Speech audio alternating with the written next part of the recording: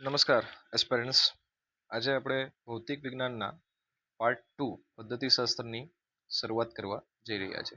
Part 1 already આપણી channel પર મુકાઈ ગયો છે. જો હજુ સુધી તમે જોયો નથી તો એની લિંક હું નીચે ડિસ્ક્રિપ્શન બોક્સમાં આપું છું, ત્યાંથી તમે જોઈ શકો છો. બરાબર, ચાલો. તમને ખ્યાલ છે, તમે પહેલો લેક્ચર જોયો જ હશે, તો તમારે કોમેન્ટની અંદર #એજેસર લખી આપવાનું છે. આપણે લેક્ચરની શરૂઆત કરીએ છીએ. ચાલો. ભૌતિક વિજ્ઞાન શિક્ષણમાં શોધ પદ્ધતિ હ્યુરિસ્ટિક મેથડ ની સંકલ્પના અને તેના ફાયદાઓ વર્ણવવાના છે. મેં તમને 1 થી 10 પ્રશ્નો કરાવેલા છે, જેમાં 4 જેટલા પ્રશ્નો આઈએમપી આપેલા છે. અહીંયાથી પણ હું તમને આઈએમપી પ્રશ્ન આપીશ. આ જે પ્રશ્ન આપણે જોઈએ છીએ એને આપણે આઈએમપી ની કેટેગરીમાં ઓછો પણ 50% જેવો વાંચી લેવાની કેટેગરીમાં મૂકી શકાય, જેમ આપણે પહેલા 10માં જોયું હતું તેમ. ચાલો હવે શરૂ કરીએ. ભૌતિક વિજ્ઞાન એ માત્ર ગોખવાનો વિષય નથી, પરંતુ તે સંપૂર્ણપણે સંશોધન અને વાસ્તવિક અવલોકન પર આધારિત ગતિશીલ વિજ્ઞાન છે. આથી વિદ્યાર્થીઓને નિષ્ક્રિય શ્રોતાઓમાંથી સક્રિય સંશોધક બનાવવા માટે આર્મસ્ટ્રોંગ, હવે આ હ્યુરિસ્ટિક આર્મસ્ટ્રોંગની વાત કરી રહ્યા છે, તમારે જે આવે છે નીલ આર્મસ્ટ્રોંગ, આ નથી, દ્વારા અપાયેલી શોધ પદ્ધતિ હ્યુરિસ્ટિક મેથડ અત્યંત મનોવૈજ્ઞાનિક અને ક્રાંતિકારી શૈક્ષણિક વ્યૂહરચના છે. આ પદ્ધતિમાં શિક્ષક ક્યારેય તૈયાર જ્ઞાન પીરસતો નથી, પરંતુ વિદ્યાર્થીઓ સમક્ષ એક વાસ્તવિક સમસ્યા મૂકે છે. દાખલા તરીકે, લોલકનો આવર્તકાળ કઈ કઈ બાબતો પર આધાર રાખે છે. ત્યારબાદ વિદ્યાર્થીઓ લેબોરેટરીમાં જાતે જ પ્રયોગો કરે છે. અહીંયા તમને યાદ આવે એટ ધેટ ટાઈમ એ તમે કોઈ પણ એક્ઝામ્પલ લખી શકો છો. માહિતીનું તાર્કિક પૃથ્થકરણ કરે છે લોજિકલી, અને અંતિમ સિદ્ધાંત જાતે જ શોધી કાઢે છે. આ 100% બાળકેન્દ્રી પદ્ધતિના શૈક્ષણિક ફાયદાઓ ખરેખર અદ્ભુત અને જબરદસ્ત છે. આનાથી પુસ્તકીય ગોખણપટ્ટી અને યાંત્રિક રટણ પ્રથાનો સંપૂર્ણ અને કાયમી અંત આવે છે. આગળના 10 માંથી લગભગ 8 પ્રશ્નોમાં આ લાઈન આવી હતી અને હજી પણ આવતી જ રહેશે, યાદ રાખજો. વિદ્યાર્થીઓમાં સ્વતંત્ર વિચારસરણી અને આલોચનાત્મક દ્રષ્ટિકોણ એટલે કે ક્રિટિકલ થિંકિંગ, આ ઇંગ્લિશમાં લખવાની જરૂર નથી, અને જબરજસ્ત વૈજ્ઞાનિક જિજ્ઞાસા ખીલી ઉઠે છે. જાતે પ્રયોગ કરીને મેળવેલું ભૌતિક વિજ્ઞાનનું આ અઘરું જ્ઞાન તેમના મગજમાં આજીવન અને 100% સ્થાયી બની જાય છે. આમ શોધ પદ્ધતિ એટલે કે હ્યુરિસ્ટિક મેથડ વિજ્ઞાન શિક્ષણને ખરા અર્થમાં 100% સફળ, પરિણામલક્ષી અને વ્યવહારુ બનાવે છે. ચાલો નેક્સ્ટ 12મા નંબરનો પ્રશ્ન જોઈએ. આજે પણ આપણે 10 જેટલા પ્રશ્નો જોઈશું અને પછી પાર્ટ 3 આપીશું, જેમાં આપણે સંપૂર્ણ પદ્ધતિશાસ્ત્ર પૂર્ણ થઈ જશે. બરાબર, ચાલો શરૂ કરીએ મિત્રો. ભૌતિક વિજ્ઞાનમાં અન્ય શાળાકીય વિષયો, ખાસ કરીને ગણિત અને રસાયણશાસ્ત્ર સાથે આપણો વિષય કઈ રીતના, ફિઝિક્સ તમારો વિષય કઈ રીતના અનુબંધ કરી શકે. બરાબર, એટલે આપણો વિષય બીજા વિષય સાથે કઈ રીતના અનુબંધ કરી શકે એના વિશે જોડાઈ, કોરિલેશન, અનુબંધ એટલે જોડાવવું. તો આને પણ આપણે આઈએમપી કહી શકીએ છીએ. બરાબર, ચાલો. જ્ઞાન એ કોઈ અલગ અલગ ટુકડાઓમાં વહેંચાયેલું નથી, પરંતુ એક સળંગ અને અખંડ એકમ છે. આથી ઉચ્ચતર માધ્યમિક કક્ષાએ ભૌતિક વિજ્ઞાનના અત્યંત જટિલ અને કઠિન સિદ્ધાંતોને સરળતાથી સમજાવવા માટે અન્ય વિષયો સાથે વૈજ્ઞાનિક અનુબંધ સાધવો એક આદર્શ શિક્ષકની સૌથી મોટી શૈક્ષણિક તાકાત છે. ભૌતિક વિજ્ઞાન એ ગણિત વિના સંપૂર્ણપણે પાંગળું છે. જ્યારે વર્ગખંડમાં ન્યૂટનના ગતિના સમીકરણો, પ્રકાશશાસ્ત્રના દાખલાઓ કે ગુરુત્વાકર્ષણના નિયમો તારવવાના હોય, ત્યારે બીજગણિત, ભૂમિતિ અને ત્રિકોણમિતિનો 100% સચોટ અને વિવેકપૂર્ણ ઉપયોગ અનિવાર્ય બને છે. એ જ રીતે જ્યારે પરમાણુનું બંધારણ, થર્મોડાયનેમિક્સ કે રેડિયો એક્ટિવિટી જેવા આધુનિક પ્રકરણો ભણાવવામાં આવે છે, ત્યારે કેમેસ્ટ્રી, રસાયણશાસ્ત્ર સાથે અત્યંત ગાઢ અને જીવંત અનુબંધ રચવો પડે છે. એટલે આ 100% બાળકેન્દ્રી અને આધુનિક અભિગમથી પુસ્તકીય ગોખણીય જ્ઞાનનો કાયમી અંત આવે. બરાબર છે. વિષયો વચ્ચેની આંતરશિસ્તબદ્ધતા, ઇન્ટરડિસિપ્લિનરી એપ્રોચ થી વિદ્યાર્થીઓનો બૌદ્ધિક દ્રષ્ટિકોણ એકદમ વિશાળ અને વ્યાપક બને છે. વિદ્યાર્થીનું જ્ઞાન તેમના મગજમાં અત્યંત તાર્કિક રીતે સંકળાય છે અને તે આજીવન તથા સંપૂર્ણપણે સ્થાયી બની જાય છે. ઓલરાઈટ, ચાલો આગળ વધીએ ક્વેશ્ચન નંબર 13 તરફ. ભૌતિક વિજ્ઞાનના આદર્શ શિક્ષકના વિશિષ્ટ ગુણો અને તેની વ્યવસાયિક સજ્જતા, પ્રોફેશનલ રેડીનેસ ની ચર્ચા કરવાની છે. તો ભૌતિક વિજ્ઞાન એ દરરોજ નવી ટેકનોલોજી અને અત્યંત ગતિશીલ સાધનોથી સતત વિકસતું આધુનિક વિજ્ઞાન છે. ટૂંકમાં આપણે પણ અપડેટેડ રહેવું પડે એવું કહેવા માંગે. આ પ્રશ્નના જવાબમાં આપણે કાયમ માટે અપડેટેડ રહેવાનું છે, તો તમે શું લખશો? બસ એવું લખવાનું છે. ભૌતિક વિજ્ઞાન શિક્ષક તરીકે મારો વ્યવસાયિક વિકાસ, પ્રોફેશનલ ડેવલપમેન્ટ અને 100% સજ્જતા આજીવન ચાલુ રાખવી એ મારી સૌથી પવિત્ર અને અનિવાર્ય શૈક્ષણિક ફરજ છે. ભૌતિક વિજ્ઞાનના શિક્ષક પાસે વિષય વસ્તુનું અત્યંત ગહન, તાર્કિક અને 100% સચોટ જ્ઞાન હોવું જોઈએ. આજના આધુનિક યુગમાં હું માત્ર જૂના પુસ્તકો પર આધારિત રહેવાને બદલે ક્વોન્ટમ ફિઝિક્સ, સ્પેસ ટેકનોલોજી અને નેનો ટેકનોલોજીના અદ્યતન પ્રવાહોથી સતત માહિતગાર રહીશ. હું વર્ગખંડમાં ભૌતિક વિજ્ઞાનના કઠિન દાખલાઓ ઉકેલવાની ઉત્કૃષ્ટ ગાણિતિક ક્ષમતા ધરાવતો હોવો જોઈએ. અને જે નીટ આવતું હોય તો ટ્રીક આપવાની એમ. વધુમાં રાષ્ટ્રીય કક્ષાના સાયન્સ જર્નલ્સનું નિયમિત વાંચન અને સરકાર દ્વારા યોજાતા સેમિનાર કે સેવાકાલીન તાલીમ, જેને ઇન સર્વિસ ટ્રેનિંગ કહેવાય, નોકરી દરમિયાનની તાલીમમાં હું અત્યંત સક્રિયપણે ભાગ લઈશ. વર્ગખંડની યાંત્રિક નિરસતા દૂર કરવા માટે હું લેબોરેટરી અને આઈસીટીનો મહત્તમ ઉપયોગ શીખીશ. આઈસીટી આપણે પાર્ટ 1માં જોઈ ગયા. આ તમામ હકારાત્મક અને ગતિશીલ પ્રયાસો જ મને ગોખણપટ્ટીથી દૂર રાખીને વિદ્યાર્થીઓ માટે એક 100% પ્રેરણાદાયક અને સાચા અર્થમાં સફળ ભૌતિક વિજ્ઞાન માર્ગદર્શક બનાવશે. બરાબર, ચાલો નેક્સ્ટ ક્વેશ્ચન જોઈએ. Question number 14. તો ઉચ્ચતર માધ્યમિક કક્ષાએ ભૌતિક વિજ્ઞાનના વર્ગખંડમાં માઇક્રો ટીચિંગ અને તેના પ્રશ્ન પ્રવાહિકા કૌશલ્યનું મહત્વ સમજાવો. આને તમે આઈએમપીની કેટેગરીમાં મૂકી શકો, કારણ કે માઇક્રો ટીચિંગ આવી ગયું એટલા માટે. તો જુઓ, ઉચ્ચતર માધ્યમિક કક્ષાએ ભૌતિક વિજ્ઞાન જેવા કઠિન અને અત્યંત તાર્કિક વિષયના શૈક્ષણિક અધ્યાપનમાં માઇક્રો ટીચિંગ અને ખાસ કરીને તેના પ્રશ્ન પ્રવાહિકા કૌશલ્ય એટલે કે સ્કિલ ઓફ ક્વેશ્ચનિંગ નું મહત્વ ખરેખર અનન્ય અને 100% પાયાનું છે. વર્ગખંડમાં માત્ર એકતરફી વ્યાખ્યાન આપવાથી વિદ્યાર્થીઓ ક્યારેક વિજ્ઞાનના જટિલ નિયમો સમજી શકતા નથી. તો આપણે શું કરવાનું છે, તો કે એક આદર્શ શિક્ષક તરીકે હું વિદ્યાર્થીઓની 100% આંતરિક એકાગ્રતા, ફિઝિકલ નહીં, મેન્ટલી પણ ઇવન, અને જિજ્ઞાસા જાળવી રાખવા, ક્યુરિયોસિટી એની સ્ટેબલ થાય એ માટે શિક્ષણ કાર્ય દરમિયાન સતત તાર્કિક અને અત્યંત માર્મિક પ્રશ્નો પૂછીશ, જેમાં કંઈક મર્મ રહેલો છે તેવા પ્રશ્નો પૂછવાના છે. આ કૌશલ્યમાં પ્રશ્નો અત્યંત સ્પષ્ટ, વ્યાકરણની દ્રષ્ટિએ શુદ્ધ, ટૂંકા અને વિદ્યાર્થીઓના બૌદ્ધિક સ્તરને સંપૂર્ણપણે અનુરૂપ હોવા જોઈએ. જ્યારે હું પ્રવાહ વિદ્યુત એટલે કે કરંટ ઇલેક્ટ્રિસિટી ભણાવતો હોઉં ત્યારે જો અવરોધ વધે તો પ્રવાહ પર શું અસર થાય તેવા વિચાર પ્રેરક પ્રશ્નોથી વિદ્યાર્થીઓની આલોચનાત્મક વિચારસરણી એટલે કે ક્રિટિકલ થિંકિંગ જબરજસ્ત રીતે ખીલી ઉઠે છે એવું કરીશ એમ. આ 100% બાળકેન્દ્રી અને મનોવૈજ્ઞાનિક પ્રક્રિયાથી વર્ગખંડની યાત્રિક નિરક્ષતા અને પુસ્તકીય ગોખણિયા જ્ઞાનનો કાયમી અને સંપૂર્ણપણે અંત આવે છે. આપણે લગભગ 14મા નંબરનો પ્રશ્ન જોઈએ છે, બધામાં આ છેલ્લી 3 લાઈન કોમન હતી, યાદ રાખજો. બરાબર છે. તો વિદ્યાર્થીઓ વિજ્ઞાનના સિદ્ધાંતો જાતે જ તારવવા શીખે છે અને ભૌતિક વિજ્ઞાનનું જ્ઞાન તેમના મગજમાં આજીવન અને પરિણામલક્ષી રીતે સ્થાયી થઈ જાય છે. ઓલરાઈટ, નાઉ ક્વેશ્ચન નંબર 15. ભૌતિક વિજ્ઞાનના શૈક્ષણિક મૂલ્યાંકનમાં વસ્તુનિષ્ઠ પ્રશ્નો એટલે કે ઓબ્જેક્ટિવ ટાઈપ ક્વેશ્ચનનું મહત્વ અને તેના વિવિધ પ્રકારો સ્પષ્ટ કરો. જે લાંબા પ્રશ્નો હોય તે ઓબ્જેક્ટિવ છે, માફ કરજો. તો વર્તમાન સ્પર્ધાત્મક અને આધુનિક શિક્ષણ યુગમાં ભૌતિક વિજ્ઞાનના દાખલાઓ અને જટિલ સિદ્ધાંતોનું 100% સચોટ, પારદર્શક અને તટસ્થ મૂલ્યાંકન કરવા માટે વસ્તુનિષ્ઠ પ્રશ્નો એટલે કે ઓબ્જેક્ટિવ ટાઈપ ક્વેશ્ચન્સનો મહત્તમ ઉપયોગ કરવો એ અત્યંત અનિવાર્ય શૈક્ષણિક આવશ્યકતા છે.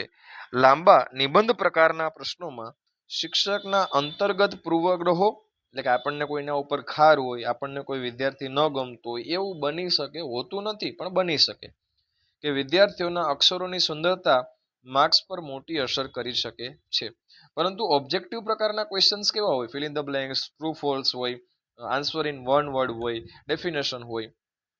તો પરંતુ આવા જે પ્રશ્નો જે હમણાં મેં એક્ઝામ્પલ આપ્યા એને ઓબ્જેક્ટિવ કહેવાય, વસ્તુનિષ્ઠ પ્રશ્નો એને ગુજરાતીમાં કહેવાય. આવું ક્યારેય બનતું નથી આવા પ્રશ્નોમાં. તેનો એક અને માત્ર એક જ 100% સાચો અને ચોક્કસ જવાબ હોય. ખાલી જગ્યા એટલે ખાલી જગ્યા, fill in the blanks, true false, બરાબર ને? એમાં શું બે જવાબ ન હોય, સિંગલ જવાબ હોય, 4માંથી એક ઓપ્શન આવતો હોય. તો ભૌતિક વિજ્ઞાનમાં બહુવિકલ્પીય પ્રશ્નો એટલે કે એમસીક્યુઝ, ખાલી જગ્યા પૂરો, યોગ્ય જોડકા જોડો અને સાચા ખોટા વિધાનો એ વસ્તુનિષ્ઠ પ્રશ્નોના ઉત્કૃષ્ટ અને અત્યંત લોકપ્રિય પ્રકારો છે. જો કે આપણી પરીક્ષામાં તો કદાચ તમારે 12માં તો MCQ જ આવે છે 50, બરાબર. એક આદર્શ શિક્ષક તરીકે હું પ્રશ્નપત્રમાં આ પ્રશ્નોનો વિવેકપૂર્ણ ઉપયોગ કરીશ. આનાથી પુસ્તકીય ગોખણપટ્ટીનો કાયમી અને સંપૂર્ણ અંત આવે છે, કારણ કે આ પ્રશ્નોના સાચા જવાબ આપવા માટે વિદ્યાર્થીઓએ વિષય વસ્તુનો અત્યંત ઊંડો, બારીક અને 100% વૈજ્ઞાનિક અભ્યાસ કરવો જ પડે છે. કોમ્પ્યુટર એટલે કે OMR દ્વારા ઝડપી ચકાસણી શક્ય બને છે અને વિશાળ અભ્યાસક્રમનું સર્વગ્રાહી માપન અત્યંત વિશ્વસનીય સાબિત થાય છે.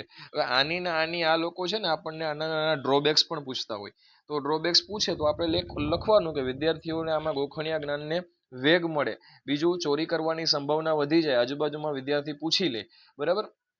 અને જો મોટા પ્રશ્નોના ફાયદા પૂછે તો એમાં લખી શકીએ આપણે કે એનાથી વિદ્યાર્થીઓની મૌલિકતા જળવાય, વાંચન વધે અને લખાણ કૌશલ્ય વધે, બરાબર.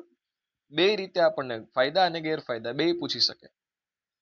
ચાલો, ભૌતિક વિજ્ઞાન 16મો પ્રશ્ન છે આપણો. હવે નેક્સ્ટ, ભૌતિક વિજ્ઞાન પ્રયોગશાળામાં અત્યંત ખર્ચાળ અને નાજુક સાધનોની જાળવણી માટે તમે કયા કડક પગલાં લેશો? તો આવું પણ પૂછી શકાય મિત્રો. ચાલો જોઈએ. ઉચ્ચતર માધ્યમિક કક્ષાએ ભૌતિક વિજ્ઞાન પ્રયોગશાળામાં સ્પેક્ટ્રોમીટર, ઓસિલોસ્કોપ, માઇક્રોસ્કોપ અને વિવિધ વિદ્યુત મીટર્સ જેવા અત્યંત ખર્ચાળ અને ખૂબ જ નાજુક સાધનોનો સમાવેશ થાય છે. હવે આ ઓસિલોસ્કોપ મેં સાંભળ્યું નથી, આવતું હશે તમારે કદાચ. આથી એક આદર્શ અને જવાબદાર, અને ત્યાં ભૂલ હોય તો તમે સુધારી લેજો. ચાલો, આદર્શ અને જવાબદાર શિક્ષક તરીકે સાધનોની 100% વૈજ્ઞાનિક જાળવણી મેન્ટેનન્સ કરવી એ મારી સૌથી મોટી પ્રાથમિક અને વ્યવસાયિક ફરજ છે. હું પ્રયોગશાળામાં તમામ સાધનોને ધૂળ કે ભેજથી બચાવવા માટે તેમને કબાટમાં એકદમ વ્યવસ્થિત અને સુરક્ષિત રીતે ગોઠવીશ. લેબમાં પ્રવેશતા દરેક વિદ્યાર્થીઓ માટે હું શિસ્તના અત્યંત કડક નિયમો બનાવીશ. મારવા નથી, યાદ રાખજો. પ્રયોગ શરૂ કરતા પહેલા હું વિદ્યાર્થીઓને સાધનોના યોગ્ય અને 100% સાચો ઉપયોગ કેવી રીતે કરવો તેનું પ્રત્યક્ષ નિદર્શન એટલે કે ડેમોન્સ્ટ્રેશન અચૂક આપીશ, જેથી ગેરવહીવટથી મોંઘા સાધનો તૂટી ન જાય. વિદ્યુતના પ્રયોગો ઇલેક્ટ્રિસિટી એક્સપેરિમેન્ટ્સ કરતી વખતે જોડાણ એટલે કે કનેક્શન્સ સાચા છે કે કેમ તે હું જાતે ચેક કર્યા પછી જ સ્વિચ ઓન કરવાની કડક મંજૂરી આપીશ. જો કે તમે પ્રયોગ કરાવતા હશો એટલે આ બધું તમને ખ્યાલ હોય, તમારે ખાલી લખવાનું હોય છે. આ 100% શિસ્તબદ્ધ અને અત્યંત આયોજનપૂર્વકની પ્રક્રિયાથી અકસ્માતનો ભય કાયમ માટે ટળે છે. વિદ્યાર્થીઓમાં જવાબદારીની ભાવનાનો જબરદસ્ત વિકાસ થાય છે અને પ્રયોગશાળામાં લાંબા સમય સુધી અત્યંત કાર્યક્ષમ અને પરિણામલક્ષી બની રહે છે. હવે આપણે ક્વેશ્ચન નંબર 17 જોઈએ. તો ભૌતિક વિજ્ઞાન શિક્ષણમાં વિજ્ઞાન મંડળ એટલે કે સાયન્સ ક્લબની સ્થાપના અને તેના હેઠળ યોજાતી શૈક્ષણિક પ્રવૃત્તિઓ વર્ણવો. તો ચાલો શરૂ કરીએ. ભૌતિક વિજ્ઞાનના અઘરા સિદ્ધાંતોને માત્ર વર્ગખંડની 4 દિવાલોની યાંત્રિકતામાંથી બહાર કાઢીને વિશાળ પ્રકૃતિ અને વ્યવહારિક જીવન સાથે જોડવા માટે શાળામાં સાયન્સ ક્લબ એટલે કે વિજ્ઞાન મંડળ, જેનો પર્યાવરણ વિષય હોય ને તો અહીંયા ઇકો ક્લબ લખી શકે, બરાબર. મેથ્સ માટે પણ કંઈક આવી ક્લબ આવતું હશે તો તમારે એ મેથ્સ વાળા મિત્રોને કહી દેવાનું કે આવું લખાય, બરાબર. ચાલો, ની સ્થાપના કરવી અને અત્યંત ક્રાંતિકારી અને પાયાની શૈક્ષણિક આવશ્યકતા છે. તો વિજ્ઞાન મંડળ એ સંપૂર્ણપણે વિદ્યાર્થીઓ દ્વારા ચલાવવામાં આવતી 100% બાળ કેન્દ્રીય સંસ્થા છે, જેમાં હું એટલે શિક્ષક એક તટસ્થ માર્ગદર્શકની ઉત્કૃષ્ટ ભૂમિકા ભજવે છે. આ મંડળનો મુખ્ય હેતુ વિદ્યાર્થીઓમાં છુપાયેલી અદ્ભુત વૈજ્ઞાનિક પ્રતિભા અને સર્જનાત્મકતાને પૂરેપૂરી બહાર લાવવાનો છે. વિજ્ઞાન મંડળના નેજા હેઠળ અમે શાળામાં સાયન્સ ક્વિઝ, રોબોટિક્સ વર્કશોપ, રાષ્ટ્રીય વિજ્ઞાન દિવસની ભવ્ય ઉજવણી અને ખગોળશાસ્ત્ર એટલે કે એસ્ટ્રોનોમી માટે રાત્રિ આકાશ દર્શન જેવી 100% જીવંત અને પ્રાયોગિક પ્રવૃત્તિઓનું આયોજન કરીશું. આ 100% હકારાત્મક અને અત્યંત મનોવૈજ્ઞાનિક પ્રવૃત્તિઓથી પુસ્તકીય ગોખણપટ્ટી અને નિરસ્તાનો કાયમી અને સંપૂર્ણપણે અંત આવે છે. વિદ્યાર્થીઓમાં વૈજ્ઞાનિક વલણ, ઉત્કૃષ્ટ નેતૃત્વ ક્ષમતા અને એકબીજા સાથે સહકારથી કામ કરવાની ક્ષમતા એટલે કે ટીમ વર્કની ભાવનાનો જબરદસ્ત વિકાસ થાય છે.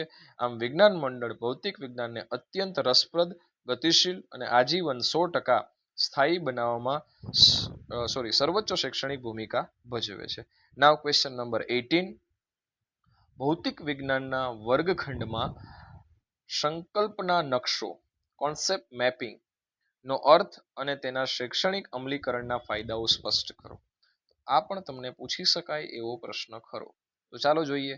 આજના અત્યંત આધુનિક અને જ્ઞાનના વિસ્ફોટના યુગમાં ભૌતિક વિજ્ઞાનના અસંખ્ય અને જટિલ પારિભાષિક શબ્દો તથા સૂત્રોને ગોખવાને બદલે તેમને તાર્કિક રીતે સમજવા માટે સંકલ્પના નકશો એ એક અત્યંત શક્તિશાળી, કોન્સેપ્ટ મેપિંગ ઇંગ્લિશમાં ન લખો તો ચાલશે, શક્તિશાળી મનોવૈજ્ઞાનિક અને 100% ક્રાંતિકારી શૈક્ષણિક વ્યૂહરચના છે.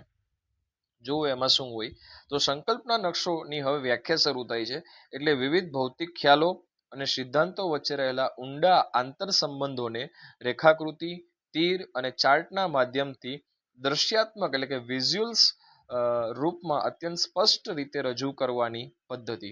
ઉદાહરણ તરીકે જ્યારે હું ઉર્જાના સ્વરૂપો ભણાવીશ ત્યારે બોર્ડ પર કે કોમ્પ્યુટરમાં મધ્યમાં મુખ્ય ખ્યાલ આપીશ અને તેમાંથી ગતિ ઉર્જા, સ્થિતિ ઉર્જા, યાંત્રિક ઉર્જા વગેરે શાખાઓ કાઢીને એકદમ આકર્ષક કોન્સેપ્ટ મેપ રચીશ.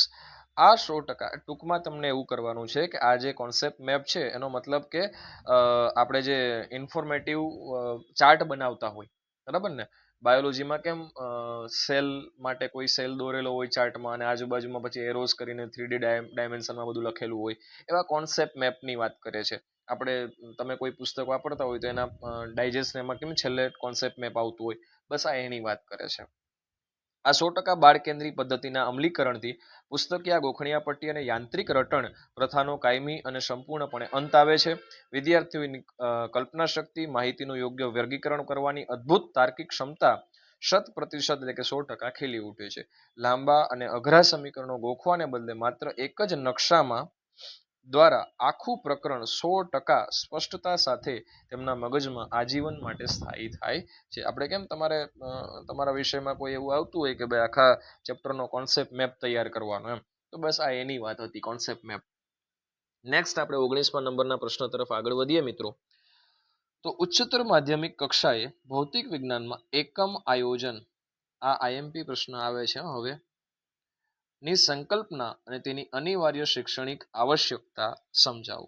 તો જોઈએ, ઉચ્ચતર માધ્યમિક કક્ષાએ ભૌતિક વિજ્ઞાનનું અધ્યાપન અત્યંત સુવ્યવસ્થિત, મનોવૈજ્ઞાનિક અને 100% પરિણામલક્ષી બનાવવા માટે શિક્ષક દ્વારા અગાઉથી જ એકમ આયોજન એટલે કે યુનિટ પ્લાનિંગ ની વૈજ્ઞાનિક રચના કરવી એ સૌપ્રથમ અને અત્યંત અનિવાર્ય શૈક્ષણિક આવશ્યકતા છે. ટૂંકમાં ભાઈ એકમ પ્લાનિંગ એટલે શું કે તમારે કયા કયા ચેપ્ટર્સ ભણાવવા છે, એના માટે શું શું કરવું પડશે, શું લેબમાં લઈ જવાની જરૂર પડશે, શું કોમ્પ્યુટરની જરૂર પડશે, પ્રોજેક્ટરની જરૂર પડશે, બરાબર, આખો સળંગ ચલાવવાનો છે કે આ એકમનો કોઈ ભાગ બીજા ચેપ્ટર સાથે કનેક્ટેડ છે, આ બધું planning before entering in the ક્લાસમાં જતા પહેલા તમારે કરીને જવું પડે.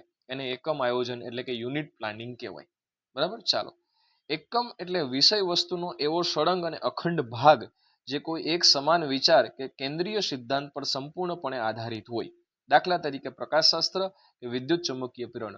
એક આદર્શ ભૌતિક વિજ્ઞાન શિક્ષક તરીકે હું આખા વર્ષના વિશાળ અભ્યાસક્રમને તાર્કિક એકમોમાં વિભાજિત કરીશ. આ આખું યરલી પ્લાનિંગ હશે. ટેક્સ્ટબુકમાં હવે તો અમારે તો આવે છે કે ભાઈ એકમ 1 એમાં આટલા ચેપ્ટર, એકમ 2 એમાં આટલા ચેપ્ટર, આખા વર્ષનું પ્લાનિંગ કરી લેવાનું, એને એકમ આયોજન કહેવાય. બરાબર, ચાલો. એક ઉત્કૃષ્ટ એકમ આયોજનમાં શૈક્ષણિક હેતુઓની સંપૂર્ણ સ્પષ્ટતા, યોગ્ય અને 100% બાળ કેન્દ્રી અધ્યાપન પદ્ધતિઓની પસંદગી, જરૂરી 3D સાધનો, મેં તમને કીધું ને પ્રોજેક્ટર જરૂર પડશે, કોમ્પ્યુટર જરૂર પડશે, શેની જરૂર પડશે, લેબમાં જવું પડશે, અને ચોક્કસ મૂલ્યાંકન પ્રક્રિયાઓનો અત્યંત સચોટ ઉલ્લેખ હોવો જોઈએ. આનાથી શિક્ષકને વર્ગખંડમાં ભણાવતી વખતે અકલ્પનીય અને જબરજસ્ત આંતરિક વિશ્વાસ મળે. પૂર્વ પ્લાનિંગ કરીને આવ્યો ને ભાઈ, પ્રેક્ટિસ મેચ રમીને આવો એટલે પછી તો વન ડેમાં મજા જ આવે બેટિંગ કરવાની 20માં. આ લાઈક એના જેવું છે. શિક્ષક પોતાના મૂળ વિષયથી ક્યારેય ભટકતો નથી અને સમયનો ખૂબ જ મહત્તમ બચાવ થાય છે. આયોજનબદ્ધ અને સળંગ શિક્ષણથી ગોખણપટ્ટીનો સંપૂર્ણ, આ તો લખી જ નાખવાનું બધા પ્રશ્નોમાં છેલ્લે, અને ભૌતિક વિજ્ઞાનનું કઠણ શિક્ષણ સાચા અર્થમાં ગુણવત્તાયુક્ત, 100% જીવંત અને સંપૂર્ણ સફળ સાબિત થાય છે. ઓલ રાઈટ, હવે આપણે ક્વેશ્ચન નંબર 20 અને આજનો અંતિમ પ્રશ્ન જોઈએ, પછી આપણે નેક્સ્ટ પાર્ટ 3માં આપણે બધું પૂરું કરી દઈશું. ભૌતિક વિજ્ઞાન શિક્ષણમાં ક્રિયાત્મક સંશોધન, મોસ્ટ આઈએમપી.